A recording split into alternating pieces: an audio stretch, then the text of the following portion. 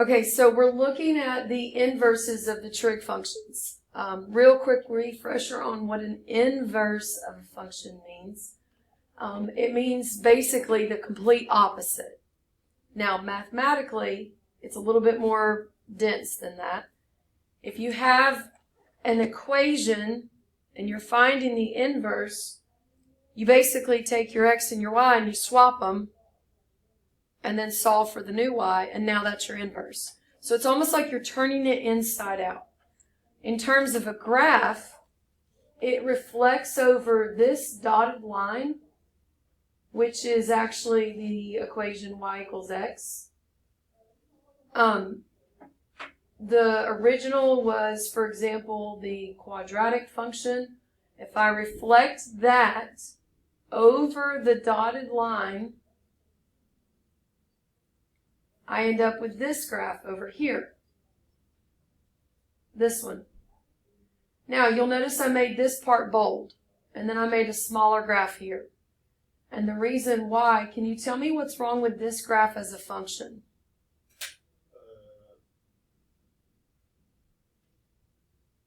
It's 3 words, or 4 words. There's something wrong with this graph if I'm telling you it's a function. Do you remember the function test? What makes it a function?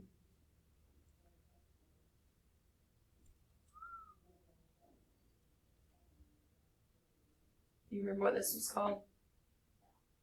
The x-axis? No. What did I just draw?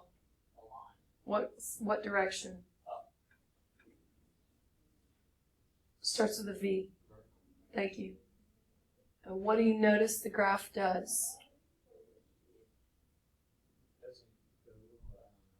Okay, let me back up. It's okay.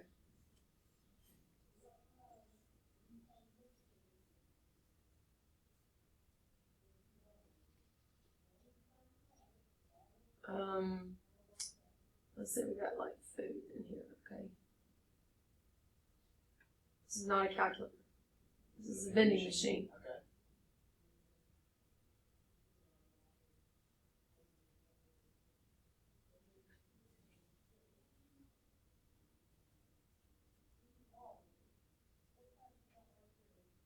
All right.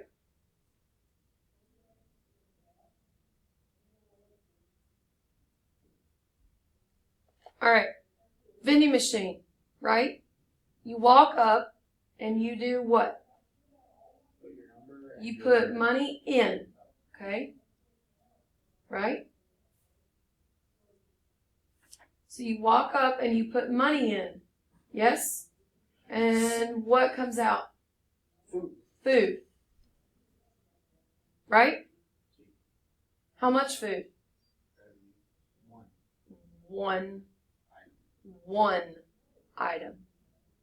If you have a vending machine that you push a button and 2 items come out, is that correct? No. It's a good vending machine. But is that what it's supposed to do? No.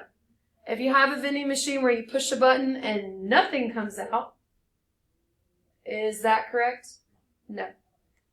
So the whole concept of a vending machine is if I come in and I plug one number into a function, I should get one answer and only one answer. And if Larry, who's sitting next to me, plugs in the same number to the same function, he should get the same answer, right? Same thing with a vending machine. If I push the button for 1, I should get the food in slot 1. If you push the button for 1, you should get the food in slot 1, right? If I push this button, how many answers am I getting? 2. This would be the equivalent of if I said, hey, I want you to plug 1 in to this function, and you come over and you're like, well, I got +1 and I got -1. That doesn't make sense because we're talking about a function. It should be like a vending machine. If you plug one number in, you should only get one number out. Okay? So, this, no, I don't know how I did that. This is what's called the vertical line test. Do you remember the vertical line test? It was where you can scan across the graph, and if it touches the vertical line in more than one spot, then it fails the vertical line test, which means it's not a function. So I say all this to say, this inverse, if I leave it like this is not a function. So what I basically have to do is say, you know what? We're going to cut part of the graph off. And now I only get this part, this bold part. You see how I drew it by itself over here? So is this now a function? Yes. And you might be saying, well, how do you do that? It has to do with your domain. You restrict the domain. You say, okay, you're not allowed to plug negative numbers in because then it's going to pop down here and now it's not a function. So keep this in mind, what we're doing. We're finding the inverse of our trig functions, but there's one little caveat, like one little part where we have to say, by the way, you have to restrict the domain or otherwise it wouldn't be a function. Now, so this is in the back of your mind. One other thing I want you to think about. We are going to be using the unit circle in reverse. That's what this whole section's about. We're going in reverse. So, for instance, find where sine of theta is 1/2. Well, first of all, sine means which letter? Y. Go to your unit circle and please tell me where are the points, the angles, that have a y equal to 1/2. Read them in radians, by the way. Pi over 6. Does it matter if it's negative or not? I mean, it's still 1/2, it's just negative. Did I write negative? I did not. I also got 5 pi over 6. There you go. Are there any more? No. This is what we're doing right here. I'm going to give you a function, like an equation, and you're finding the angle that has that corresponding trig ratio. Okay? With domain in mind. Because here in a second, so you see how you came to 2, right? So how are you going to know which one's the correct answer? There's only one right answer if we're talking about the correct domain. So that's where I'm going to start to say, by the way, only focus on, say, quadrant 1. In that case, pi over 6 is the answer, right? Okay. So what I've just done is given you a game plan. Now let's look at this. First of all, there's a lot going on here. You got 6 graphs. The first 3 should look familiar. This is sine, this is cosine, this is tan. These 3 graphs are new. These are your inverse functions. So you'll see over here where I've labeled it if you want to do the same. These top 3 are your mother functions. These next 3 are your inverse functions.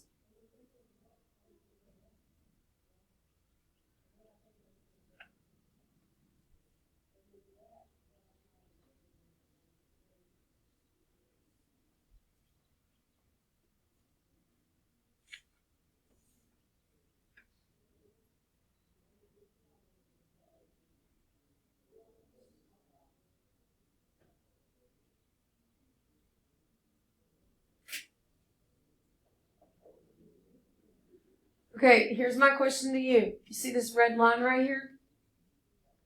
What do you notice about this function? It is not passing the vertical line test. What about this one? Is it passing the vertical line test? Drop a vertical anywhere. Is it crossing in more than one spot? It's not passing. You see the red? Fail, fail, Oh, if it fail. crosses more than one spot. Yeah. If it doesn't. Now, yeah, the idea is we want it to only cross in one spot. Okay? What about here?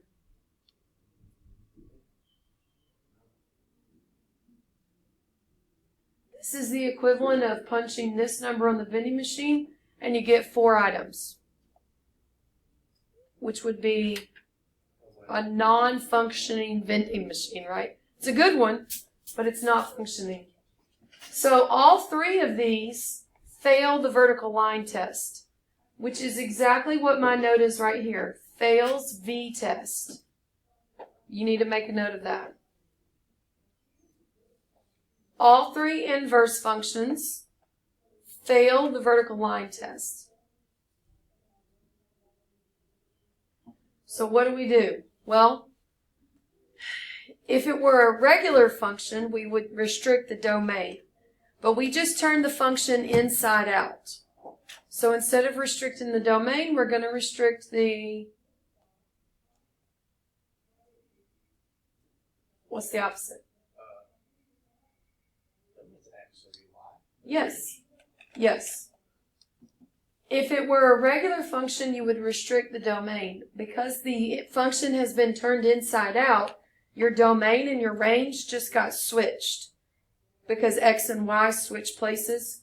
So now we're going to restrict the range. Come on.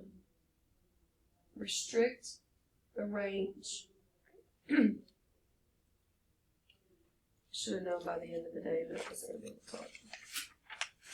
All right. So turn the page.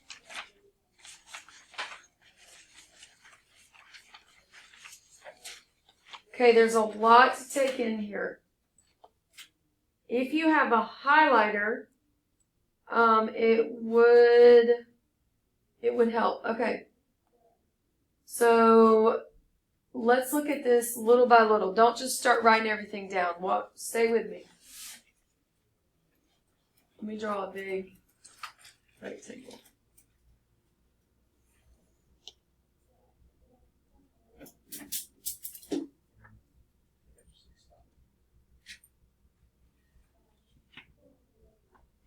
Okay. So first of all, at the very top, I need you to learn a new notation. You know how, remember from Geometry and Trig, Unit 6, Chapter 6, the little inverse meant inside, meant the little -1 meant inverse, which meant inside the triangle, right? Remember this? You're writing this down, this right here. Sine regular meant you're looking at the sides, but sine inverse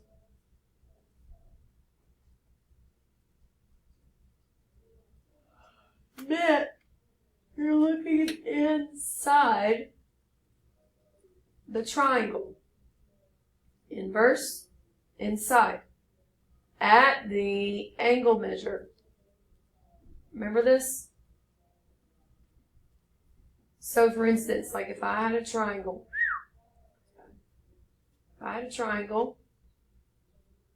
and I'm just making stuff up, 4, 8, I don't know.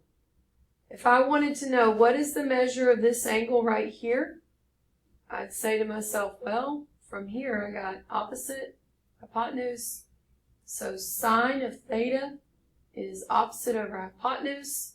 And we learned to get this by itself, you move this to the other side with inverse. Remember this? And then you go to your calculator and you do second sine 4 divided 8. And it would give you the angle, right? Okay. Same thing here. But now it says arc sine. So the whole point behind this was to learn that sine inverse and arc sine mean the same thing, okay? So keep that in mind. I can't. Oh, snap. I went too far.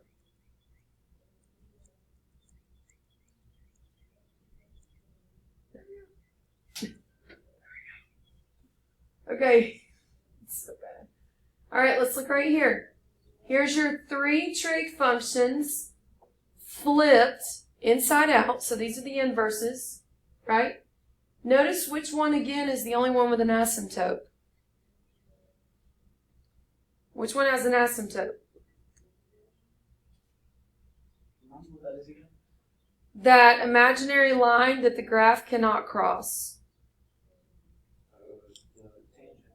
Correct. Tangent had an asymptote in the original over here. Because if you remember, tangent is what formula, y'all? Sine over cosine. Yes. Tan was sine over cosine, which meant you had to divide y over x.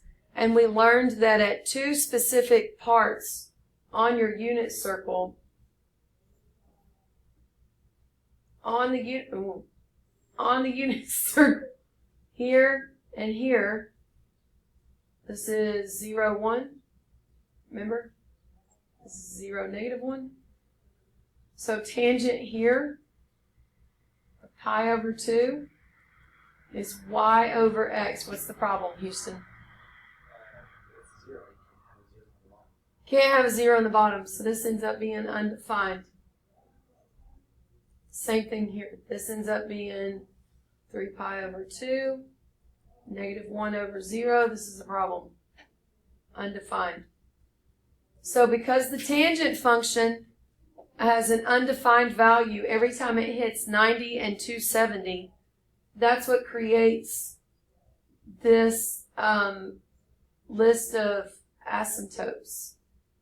That's where it's hitting 90 and 270, or increments of it. Well, if I flip it on its inverse, where is it? Right here. The asymptotes still exist. It's just now it's x over y. And so, again, you still have situations where you can't divide by 0. So this is the one with an asymptote.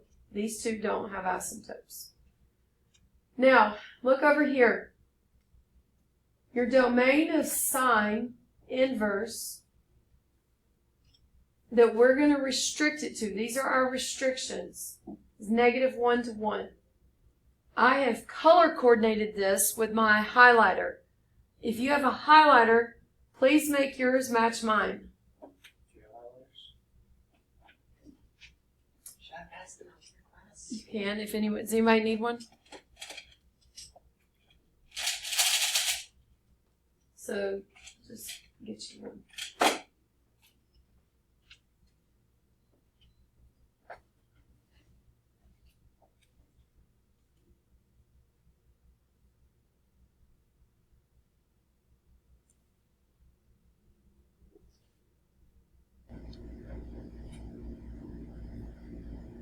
Should have done that from the beginning. Okay, so right here, we're going to, for these problems, we're going to focus on sine inverse from -1 to 1 for our domain, and our range is going to be -pi over 2 to pi over 2, meaning that's our output values.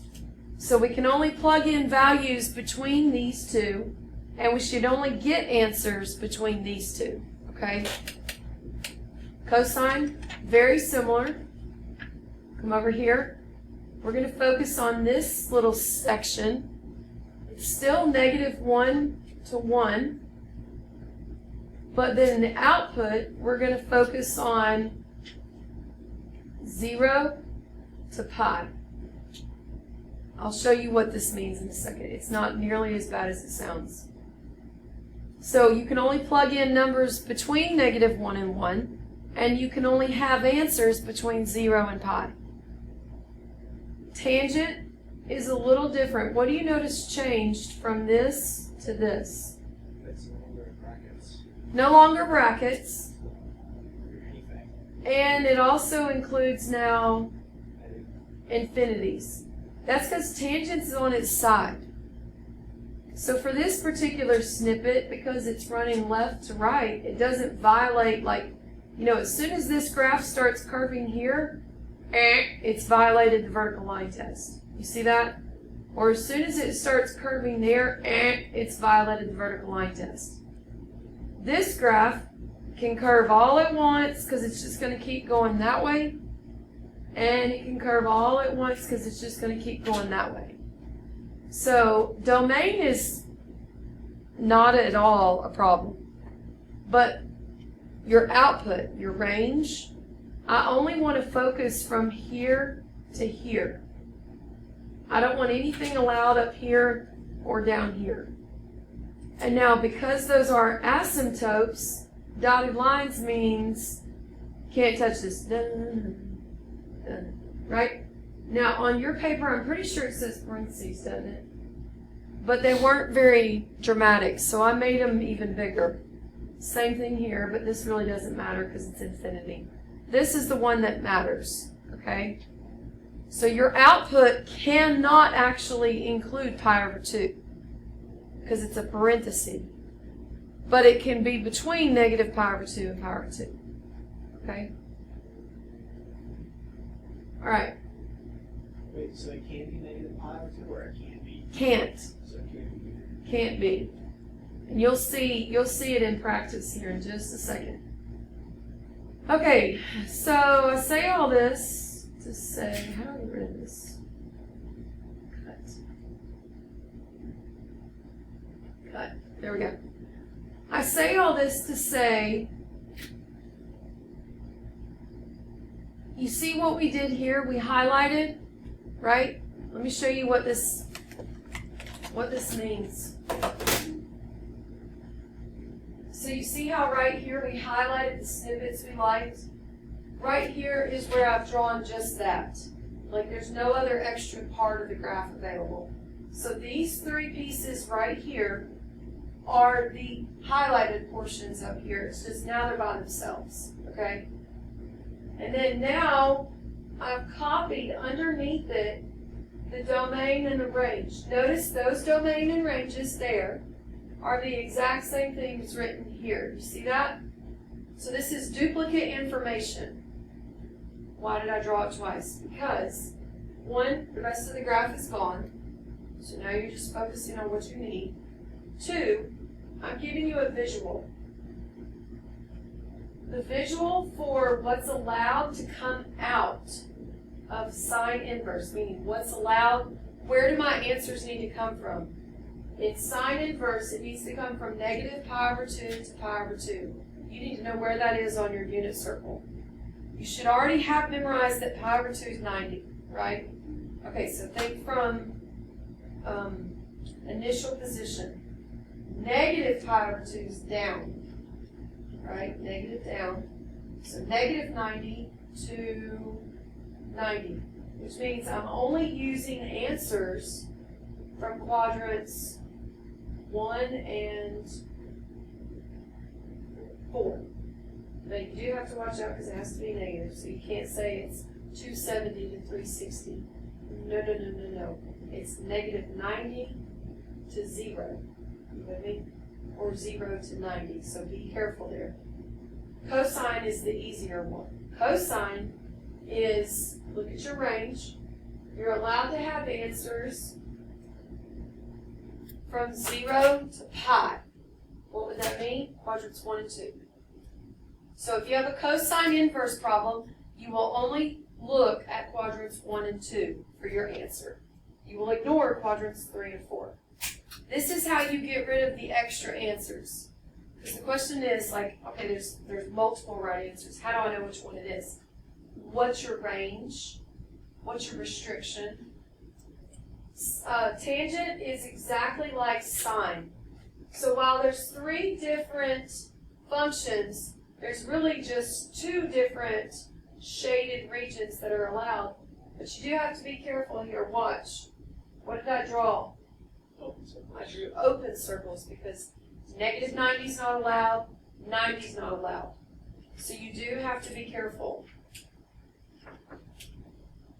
That's pretty good. That was.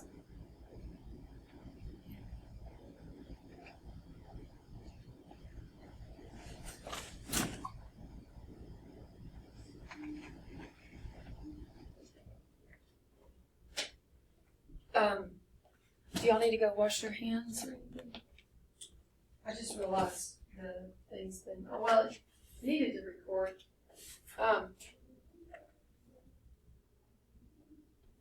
Let's start this. Yeah. There's nothing in there, son, because we're on spring break. Here. Set a timer for 2 hours. Okay, so come back to this. So, make your paper match my paper. Color coordinating would help. Make yours match mine, and then we will actually do a practice problem. And you'll see this is not nearly as bad as it, when you first, you're like thinking. Okay, so now we're going to practice. First of all, does this put y'all having to change pages? No, okay, so you can just look up. Let's come up here to the top and let's remind you which trig function refers to which coordinate. Sine refers to which one? Cosine refers to x. Tan refers to y over x. Perfect. All right, I'm going to zoom in so I'm not struggling. Oh, okay.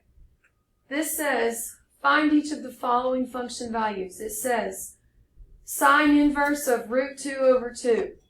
Now, let me give you, for context, from chapter 6, don't write this down. From chapter 6, this is what the problem looked like. Do you remember how to do this? Go to your unit circle. Find 45. Tell me the y, right? And what was it? Root 2 over 2. This is the reverse. It's the inside out. Now, but you might be thinking, okay, so the answer is 45. It comes from a 45-degree angle. You do have to watch out. Where else on your unit circle is y root 2 over 2? Also on the, at 135. Exactly. So this is where we have a problem. This is because of how that graph oscillates and is not a function. Here's what I want you to write, because when you first look at this, it's kind of, you don't know how it, like, what is it asking? So I want you to legit write this question down. Here we go. I want you to write, what angle has a y value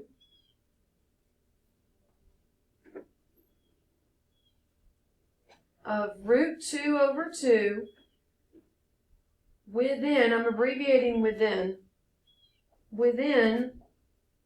sine inverse range.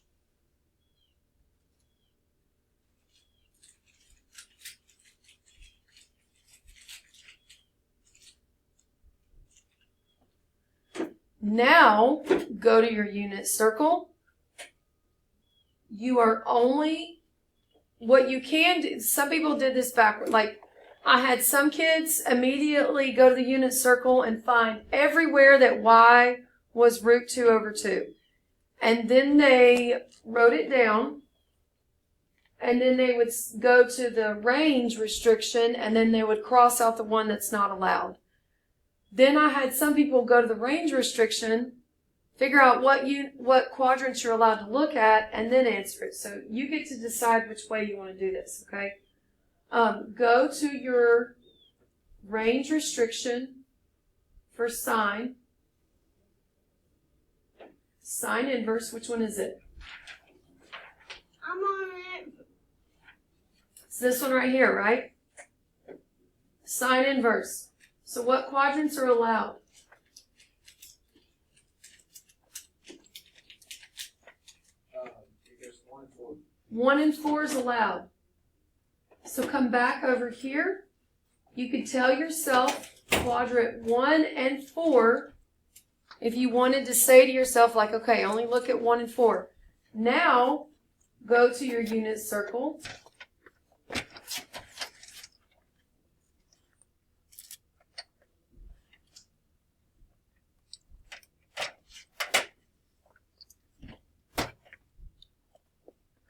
Oh, it didn't pull it up.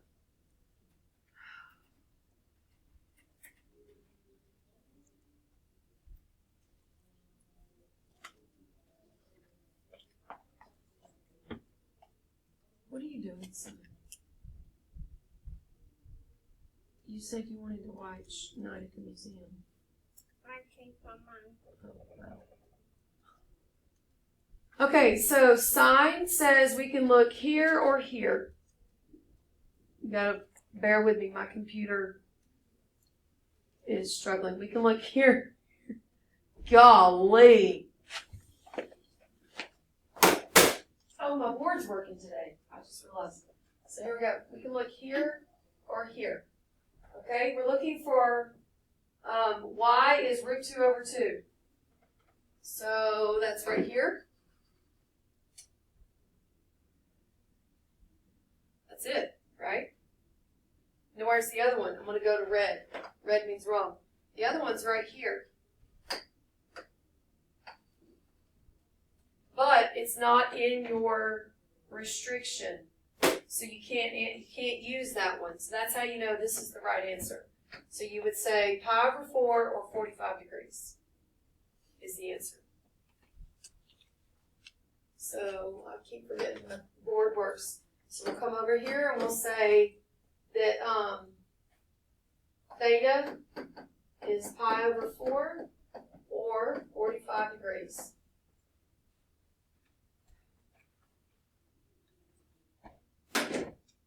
Son, I can stand on this. I'd rather you not. That's not what they're for. They're not for that. Get off of it, son. It costs money. How do Don't read all of that. Here, I can't log in on this. All right, let's look at the next one. So the next one is cosine inverse. So you're asking yourself, if you want to write it out, you can, but what angle has an x value of negative 1/2? Don't forget your restriction for cosine. So our restriction is we need to only focus on which quadrants. So go back over here, look down. Cosine, we need to focus on quadrant cosine 1 or 2. Okay, so we're focusing quadrant 1 or 2. Here we go. There's only one. There should always only be one if you're doing it right. Yes, that's how you know it's the answer. So x of negative 1/2. Here we go. What I like to do is tell myself, okay, this is allowed, and I want x of negative 1/2, and it's right there. So it's 2 pi over 3 or 120. That's it. Now you might be thinking, okay, why does it have to look so complicated? I'm going to say 2 pi over 3 or 120. Now, let's go to tangent. Lovely tangent. What? Yeah. Why is tangent challenging, y'all? Yeah. So, what you can do over here, let's refresh. Go back. Oops. And tangent is, tangent's allowed where? Anywhere except for pi over 2. Negative 90 to positive 90. Right? So, come over here, and let's basically say to ourselves, okay, tangent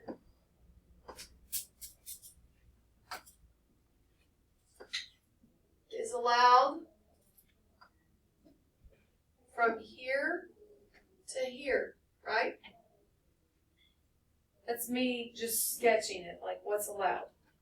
Don't forget it is negative, so it's negative 90 to 90. It's not 270 to 360 and then 0 to 90. That wouldn't make sense. It's continuous. All right, what does tangent come from?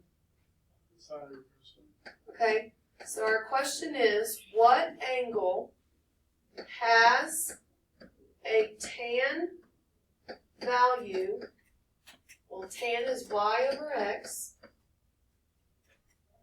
of negative root 3 over 3 within the tan range. So this one's a little bit more to digest. Yeah.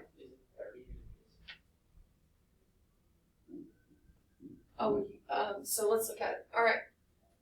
So, do you remember before that chapter 6 test? I think it was chapter 6. And I said, don't memorize tangent necessarily. Just find one of them and then, or memorize the one with all the 3's in it. And then we said the other one is just root 3. Do you remember that? Kind of? Yes? No? Maybe so. Yes, no, maybe so. All right, so let's look here. With tangent, 30 and 60 are the most complicated ones.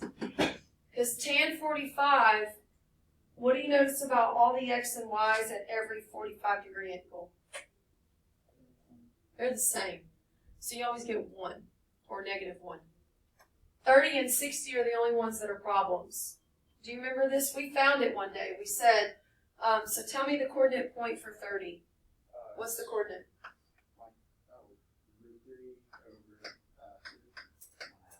Okay, and then this one switched, right?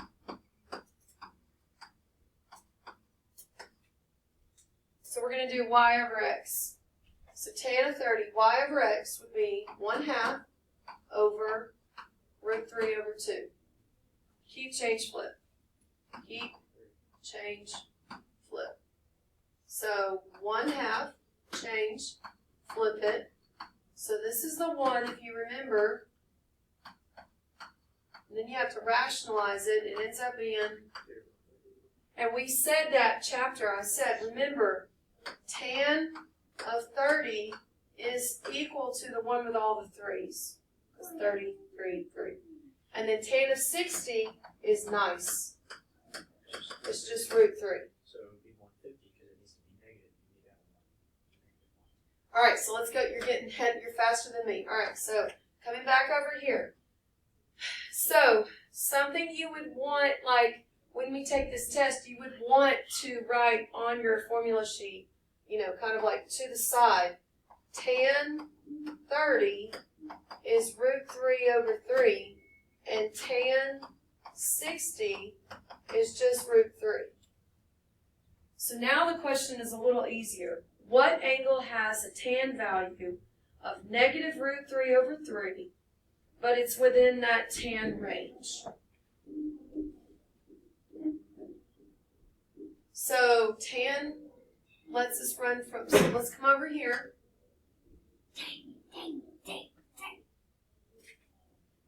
If 30 is the root 3 over 3, it's going to be the reference angle with 30. So it means this is the ugly one, root 3 over 3, reference angle 30, root 3 over 3, reference angle 30, root 3 over 3, reference angle 30, root 3 over 30. Do you see that? You all know how I got that? Because those are all 30. Oops. 30, 30, 30, 30. You see that? Now, which one's tan allowed in, though? What do we say?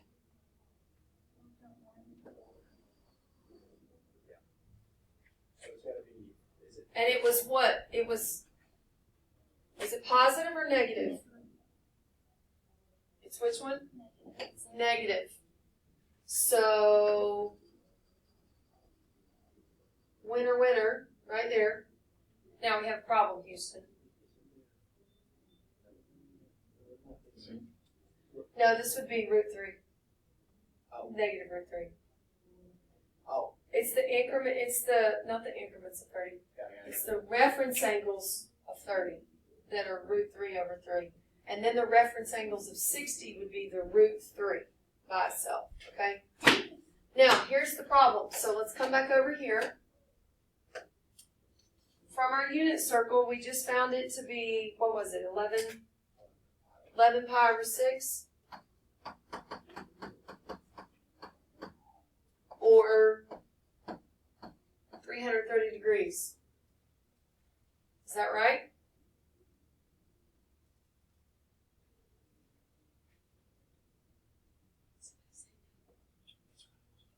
Wait, reference angle? Is this right? Is this the right answer? Yes, that one says yes. Seems like it.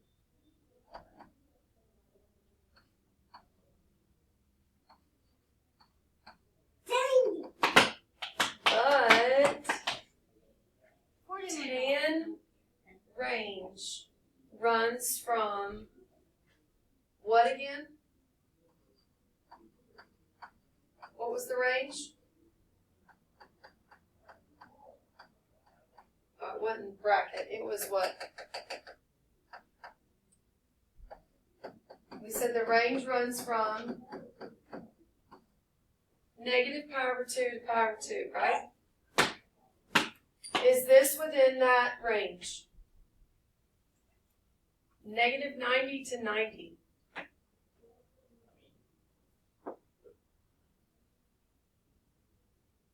Is 330 between negative 90 to 90?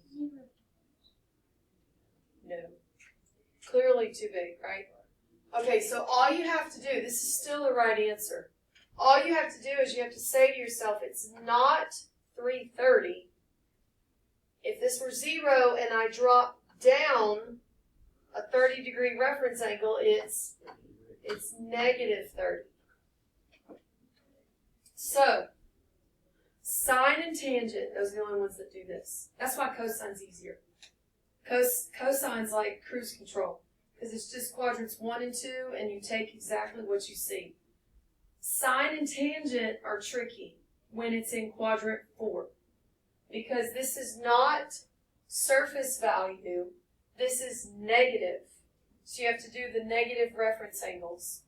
So this is 30, it's this up here, but reflected down negative, okay, with the degrees. So this is negative 30, this is negative 45, this is negative 60. Question. Yes.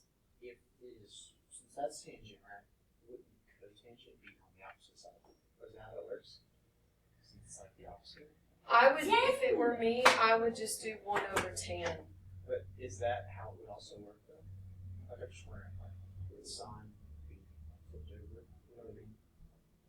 Does that make sense? So if it was cotan, it would be x over y, Right. which means you're going to get different Like, answers. so like, see how this is tangent? Like I drew this on that thing. Yeah. See how this is tangent with this? Would cotangent be on this side? Is that how it works? Is that how that works? Or is that still 90?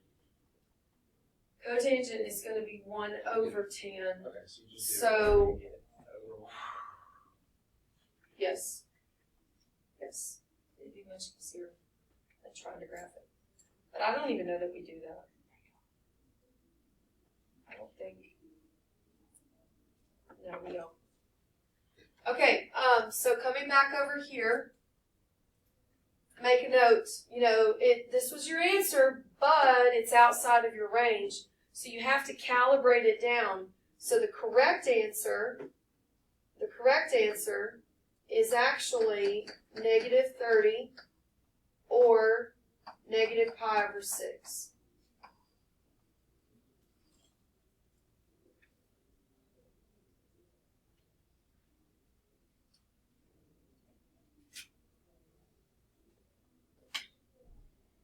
All right.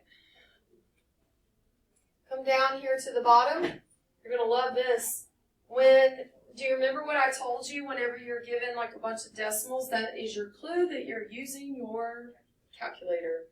I think you need to be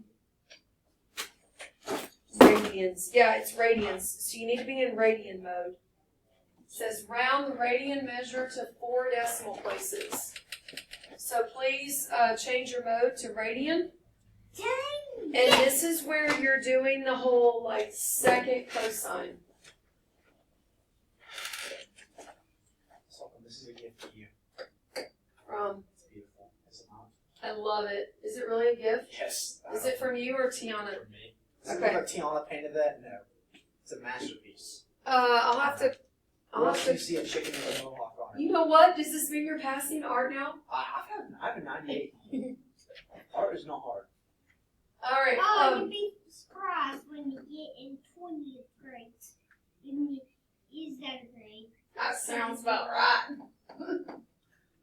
All right. Do second cosine, and then you're gonna type negative 0.2689 in your calculator. You do need to be in radian. We're going to 4 decimal places. And then what I would like you to do, the directions also say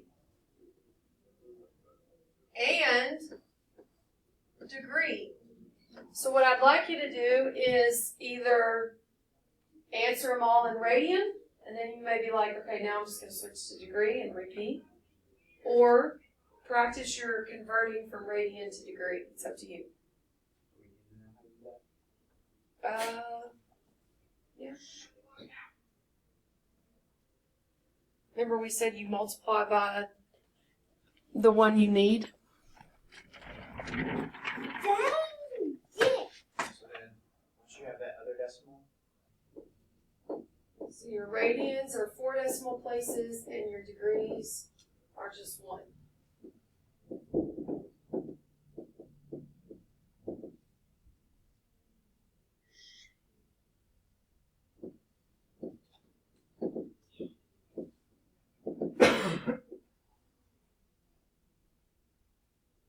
wait, we're down with it. Yes, 1 down. Yes.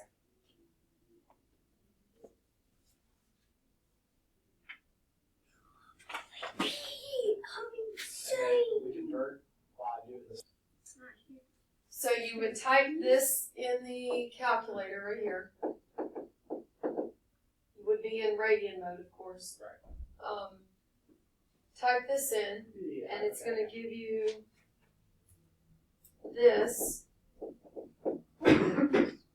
Then you're going to take that, since we're going 2 degrees, we're going to multiply by 180 over pi, and that's going to give us this answer here of 105.6, and then we're moving on. We can still do tan. I think that's good, right? Yeah.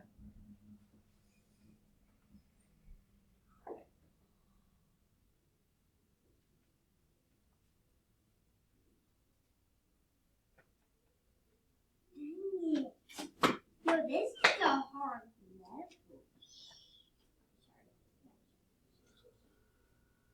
That's gonna be hard.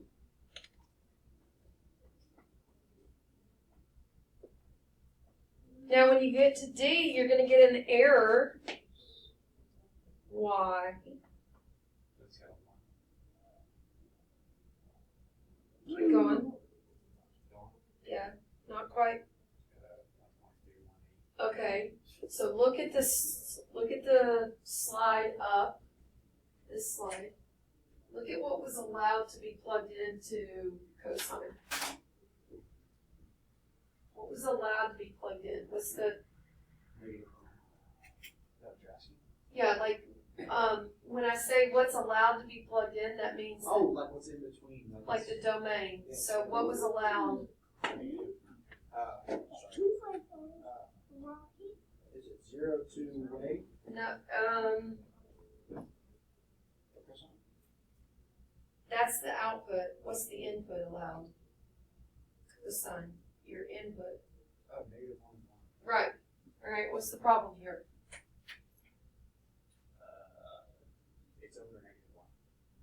Right, it's over 1. Very good. So this one ends up giving us an error, and it's because the domain is -1 to 1, and 1.318 is beyond that domain. You're not allowed to plug that in. Not an inverse cosine. Because inverse means look at the inverse map, and outside of -1 to 1 has now crossed into the part of the graph that's failing that vertical line test. So it's off limits. Now when you get to cosecant, you don't have a cosecant button, right? You can do 1 over, well, it's, so remember, one or the other is fraction. So this is saying, like, what angle has a cosecant of 8.205, right? So what angle has a cosecant of 8.205? Well, you can't look at your thing and figure that out. You don't have a cosecant button. But you could say, well, if the cosecant of some angle is equal to 8.205, then the sine of that angle, now one or the other is a fraction. I haven't made it a fraction yet, so it'd be 1 over, So you just do the negative version of the graph. yeah, the fraction of it. So now you do the negative of that. So if the cosecant of an angle is 8.205, then the sine of the angle would be 1 over that. So now, how do I type it in my calculator? You do sine inverse of 1 over 8.205. I've run out of room. Really didn't run out of room at all.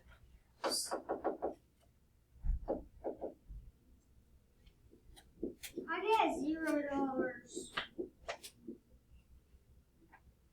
So what do you get? You get point 1, 2, 3, or point 1, 2, 2, 2. In degrees?